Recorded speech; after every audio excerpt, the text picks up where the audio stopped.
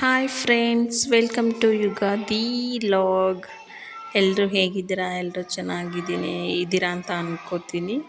ಯುಗಾದಿ ಅಂದರೆ ಮನೆ ಮುಂದೆ ಮಾವಿನ ತೋರಣ, ಹೂವು, ಹಳ್ಳಿ ಕಡೆ ಕಕ್ಕೆ ಹೂವನ್ನು ತಂದು ಮುಡಿಸ್ತಾರೆ. ಹಟ್ಟಿ ಎಲ್ಲ ಸಾರಿಸಿ ರಂಗೋಲಿಯನ್ನು ಬಿಡಿಸ್ತಾರೆ. ಸಗಣಿಯಿಂದ ಸಾರಿಸಿ ತುಂಬ ಚೆನ್ನಾಗಿರುತ್ತೆ. ಎಲ್ಲದಕ್ಕಿಂತ ತುಂಬ ಇಂಪಾರ್ಟೆಂಟ್ ಅಂದರೆ ಯುಗಾದಿ ಹಬ್ಬದಲ್ಲಿ ಎಣ್ಣೆ ಸ್ನಾನ. ಹಿಂದಿನ ಕಾಲದಲ್ಲೆಲ್ಲ ಎಲ್ಲ ಹಬ್ಬಗಳಲ್ಲೂ ಎಣ್ಣೆ ಸ್ನಾನ ಮಾಡ್ತಾಯಿದ್ರು. ಅದಕ್ಕೋಸ್ಕರನೇ ಅವ್ರ ಸ್ಕಿನ್ನು ತುಂಬ ಚೆನ್ನಾಗಿರ್ತಾಯಿತ್ತು, ಹೆಲ್ತಿಯಾಗಿರ್ತಾಯಿತ್ತು. ನಾವೀಗೆಲ್ಲ ಮೂರು ದಿನಕ್ಕೋ ಸ್ಕಿನ್ ಪ್ರಾಬ್ಲಮ್ ಅಂತ ಡಾಕ್ಟರ್ಸಿಗೆ ತೋರ್ಸೋಕೆ ಹೋಗ್ತೀವಿ. ಆಗಿನ ಕಾಲದಲ್ಲಿ ಎಣ್ಣೆ ಸ್ನಾನ ಮಾಡೋದ್ರಿಂದ ಸ್ಕಿನ್ ತುಂಬ ಚೆನ್ನಾಗಿರ್ತಾಯಿತ್ತು. ಕೆಲವೊಬ್ಬರು ಎಲ್ಲ ಹಬ್ಬಗಳಲ್ಲಿ ಎಣ್ಣೆ ಸ್ನಾನವನ್ನು ರೂಢಿಸ್ಕೊಂಡಿರ್ತಾರೆ. ಬಟ್ ನಮ್ಮ ಮನೆಗಳಲ್ಲಿ ಪ್ರತಿ ವರ್ಷ ಯುಗಾದಿ ಹಬ್ಬದಲ್ಲಿ ಎಣ್ಣೆ ಸ್ನಾನ ಮಾಡೋದು ರೂಢಿ. ರಜಕ್ಕೆ ನಮ್ಮ ಅತ್ತಿಗೆ ಮಕ್ಕಳು ಎಲ್ಲ ಬಂದಿದ್ದರು.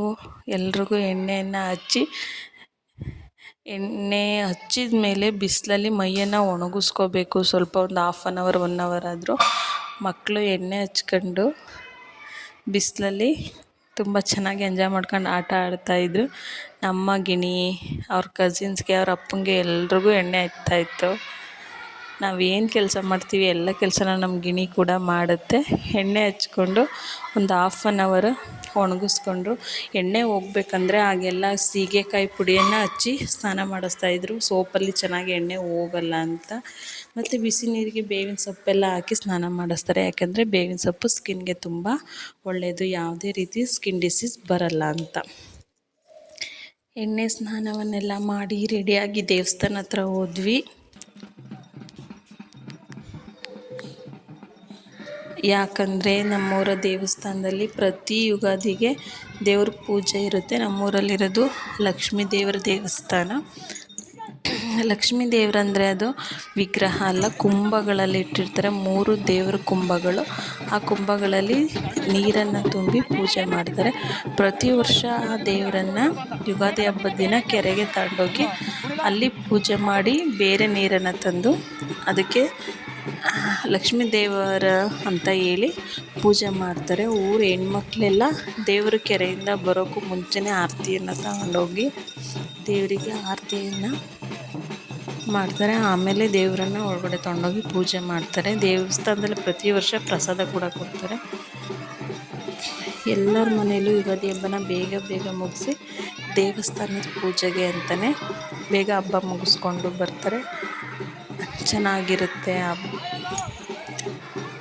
ನಾವು ಕೂಡ ಬೇಗ ಮನೇಲಿ ಹಬ್ಬದ ಅಡುಗೆಯನ್ನೆಲ್ಲ ಮಾಡಿಟ್ಟು ಸ್ನಾನ ಮಾಡಿ ಬಂದ್ವಿ. ಇನ್ನು ಮನೇಲಿ ಪೂಜೆ ಆಗಿರಲಿಲ್ಲ. ದೇವಸ್ಥಾನದಲ್ಲಿ ದೇವ್ರನ್ನ ಒಳಗಡೆ ತೊಗೊಂಡೋಗಿ ದೇವರಿಗೆ ಅಲಂಕಾರ ಮಾಡಿ ಪೂಜೆಗೆ ರೆಡಿ ಮಾಡೋಕ್ಕೆ 1 hour 2 hour ತೊಗೋತಾರೆ. ದೇವರನ್ನ ಒಳಗಡೆ ಕರ್ಕೊಂಡು ಹೋದ್ಮೇಲೆ ಎಲ್ಲ ಮಕ್ಕಳು, ಹೆಣ್ಮಕ್ಳು, ಗಂಡು ಮಕ್ಕಳು ಸ್ವಲ್ಪ ಡ್ಯಾನ್ಸ್ ಕೂಡ ಮಾಡಿ ಎಂಜಾಯ್ ಮಾಡಿದರು. ದೇವ್ರ ಪೂಜೆಗಂತ ಬಂದಿರೋಂಥ ಉದ್ಯೋಗದವರು ಡ್ಯಾನ್ಸ್ ಮಾಡೋಕ್ಕೆಲ್ಲ ಜಾಸ್ತಿ ಬಡಿಯಲ್ಲ. ಪಾಪ ಬೇಜಾರಾಗ್ತಾರೆ ಅಂತ ಒಂದು 5 ನಿಮಿಷ ಬಡಿದು ಹೊರಟೋದ್ರು. 5 ನಿಮಿಷ ಕುಣಿದ್ವಲ್ಲ ಅನ್ನೋ ಖುಷಿ ಎಲ್ರಿಗೂ ಇತ್ತು. ಹಬ್ಬಕ್ಕೆ ನಮ್ಮ ಗಿಣಿ ರೆಡಿಯಾಗಿದ್ದು ಈ ಥರ. ನಾವು ಗಿಣಿದು 1-2 ಫೋಟೋಸನ್ನು ತಗೊಂಡು ಆಮೇಲೆ ಅಡುಗೆ ಮಾಡಿದ್ದನ್ನು ದೇವರಿಗೆ ಎಡೆ ಕೊಟ್ಟು ಪೂಜೆ ಮಾಡಿದ್ವಿ. ಹಬ್ಬಕ್ಕೇನು ಜಾಸ್ತಿ ಮಾಡಿರಲಿಲ್ಲ. ಪಾಯಸ, ವಡೆ, ಒಬ್ಬಟ್ಟನ್ನು ಮಾಡಿದ್ವಿ.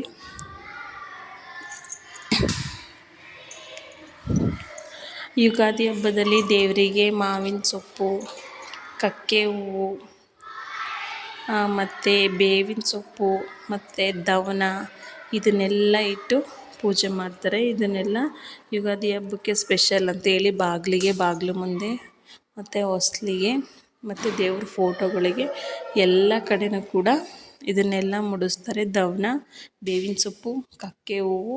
ಸಿಟಿಯವ್ರಿಗೆ ಕಕ್ಕೆ ಹೂವು ಅಂದರೆ ಗೊತ್ತಿಲ್ಲ ಅಂತ ಅನಿಸುತ್ತೆ.